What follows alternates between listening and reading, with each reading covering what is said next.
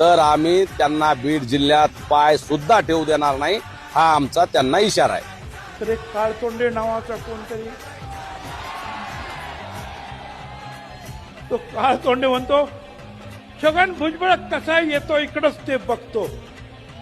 अरे काय तू बघतो, काय बघणार आहेस तू? अरे असे खूप झेलून झाले आणि आज त्या सगळ्यांना सांगतो उडवाच मान माझी माझा नकार नाही, उडवाच मान माझी माझा नकार नाही, इतकीच शर्त आहे मी वाकणार नाही. धोका